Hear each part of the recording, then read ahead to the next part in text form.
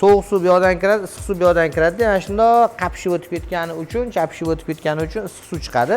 Sanatoriya ishlatyapti, bu yoqdan yengitdan urib beryapmiz. Ishlatyapti, yengitdan urib beryapmiz. U dush shunaqa pistoleti bor ekan, bunda ushlab turar ekan, 5 metrda odam turar ekanda, davleniya bilan uni sepib, davleniya bilan urib turib, massaj qilar ekan. Tursangiz, soat 9 gacha suvni sliv qilishgan, 100 metrdagi yo'lda sovib qolgan turbadan suvni sliv qilishganda, 9 da suv isigandan keyin o'chirishgan. Bizani ko'p issiq suv olgan obyektimiz. Mintali boiler qo'yganmiz, 4 ta, 100 kilovatdan har bittasi. Ikkita teplobmennik qo'yganmiz, 300 kilovatdan ikkita. Bitta kotel qo'yganmiz, 400 kilovat. И sirkulyatsioniy nasoslar Kalpeda Villo ikkitadan qo'yilgan. Resirkulyatsiya burchakda davleniya nasoslarimiz. Mana davleniya kerak bo'ldi, ishga tushdi. Kalpeda Italiyada ishlab chiqarilgan nasoslarimiz. Bular ovatdi-da issiq suvni, отопление suvini ovatdi, teplobmennikka haydayapti. Teplobmennikka bu nasoslardan biz sovuq suv haydayapmiz. Teplobmennik ichida suv isitib olamizda tayyorlab turib, keyin boiler ichiga zapas qilib urib qo'yamiz. 4 ta mintali boilerga 4 ming litr issiq suv urib qo'yamiz. Sanatoriya ishlatyapti, bu yoqdan yengitdan urib beryapmiz. Ishlatyapti, yengitdan urib beryapmiz. Kotel ishlaydi. Gidrostrelkagacha nasoslarni keladi, ana nasoslarni oladi, teplobmennikka keladi. Teplobmennikka sovuq suv bu yoqdan kiradi, issiq suv bu yoqdan kiradi. Yana shundoq qapishib o'tib ketgani uchun, chapishib o'tib ketgani uchun issiq suv chiqadi. Issiq suv chiqib boilerga tushib turibdi. Mana bu orqa tomondan izolyatsiya bilan binoga berib yuborganmiz. Bino taxminan 70 metr uzoqlikda va resirkulyatsiya ham qo'yib qo'yganmiz.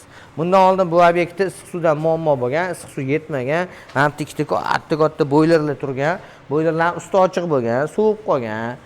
Keyin energiya effektivность kam bo'lgan, teplobmennik kam bo'lgan. Bundan tashqari resirkulyatsiya bo'lmagan. Har kuni ertalab soat 5 da ochib qo'yishgan, soat 9 gacha suvni sliv qilishgan. 100 metrdagi yo'lda sovib qolgan turbadan suvni sliv qilishganda, 9 da suv isigandan keyin o'chirishgan. Endi bo'lsa, yoqishyapti, issiq suvni olishyapti. Yoqishyapti, issiq suvni olishyapti. Suvi tejab qolishyapti. Bu elektr energiyalar hammasi vasстановить bo'ladigan energiya, lekin suv vasстановить bo'lmaydi. Suv ortiqchasini uvol qilib olishmayapti.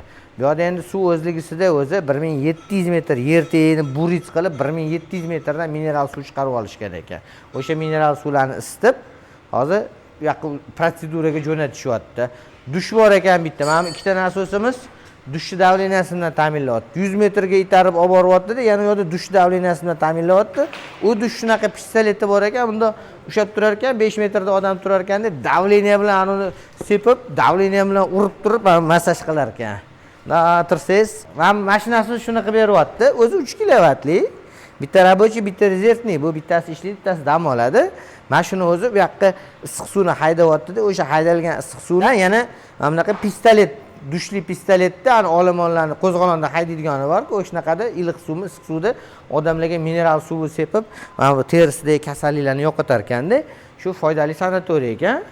Lokatsiyasini bitta tashlab qo'yamiz, bu narsa yozib qo'yishaylik, kommentariyaga lokatsiya deb.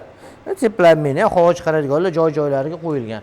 Verxniy tochka, gidrostrelka ustida ham mana havo chiqaradigan turibdi. Mana manometrlar turibdi. Termometr, manometrlar turibdi. Manometr diagnostika qilishga hali bu nasoslarimizga chistotniy avtomatikasi o'rnatiladi. Agar shunaqa xizmatlar, konsultatsiya, yordam kerak bo'ladigan bo'lsa, bizga murojaat qilinglar. Pastda kommentariyaga bu narsa yozib ketinglar, plus yozib qo'yinglar. Biz sizlarga aloqaga chiqamiz.